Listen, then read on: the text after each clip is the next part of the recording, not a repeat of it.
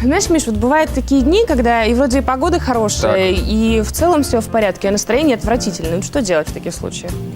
У меня, наверное, тоже бывает настроение плохое, и ты знаешь, я спасаюсь тем, что просто обращаю внимание на маленькие позитивные вещи, происходящие вокруг. На улице, на работе, в редакции нашего телеканала. И настроение может стать лучше. Любая мелочь может тебе улучшить твой день. Ну, кстати, можно не только обращать внимание на такие положительные моменты, но и создавать их самому. И наши корреспонденты Ира Ширшина, а сегодня особенно Диляра Байбекова, умеют создавать хорошие моменты окружающим людям. Поднимать настроение себе и нашим...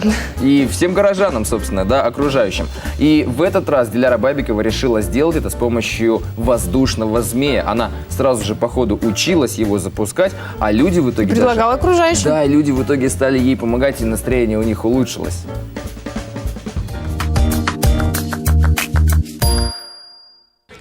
Доброе утро! Друзья, весна – это время легкости. А чтобы эту самую легкость ощутить в полной мере, предлагаю дождаться хорошего ветра, ну или плохого настроения, и запустить воздушного змея.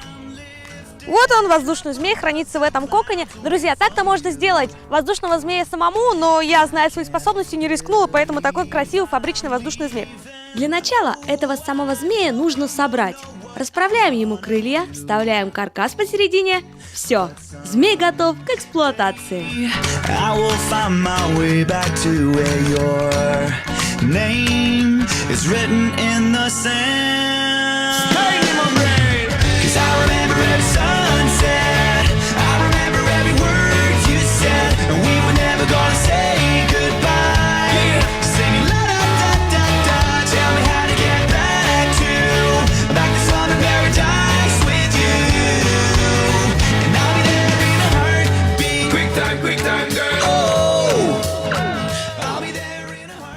То ли не хватает ветра, то ли у меня не хватает сноровки. Что-то пока змей мой летает мало. Но, надеюсь, все изменится.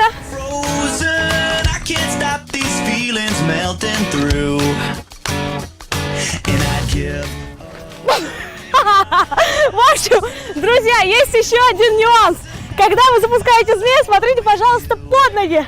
Потому что я уже успела вступить в лужу и чуть не сломала себе ногу. Так что запускайте, пожалуйста, на ровном месте. Казалось бы, что тут сложного? Беги и разматывай веревку. Но мой змей упрямился и летать не хотел. Пришлось обращаться за помощью. Ребят, привет! Вы не знаете, как змея правильно запускать? Не хотите мне помочь? Смотрите, какой классный, давайте разберемся вместе.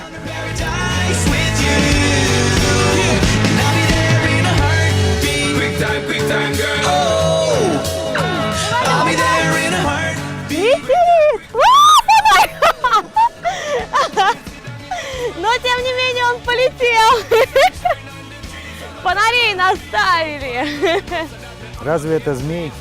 Это не змей. Вот в наше время были змеи, так это змеи. Как на удачу, сейчас нашелся профи по запусканию змеев. Он сказал, что змей сейчас полетит точно, красиво, уверенно. Проверим, так ли это.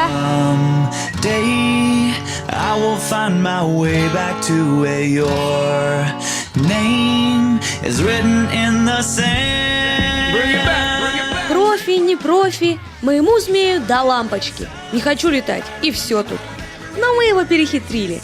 Поднялись повыше и поймали поток свежего ветра. Ну, летит же!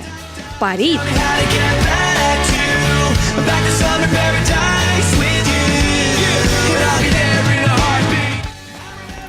Фух.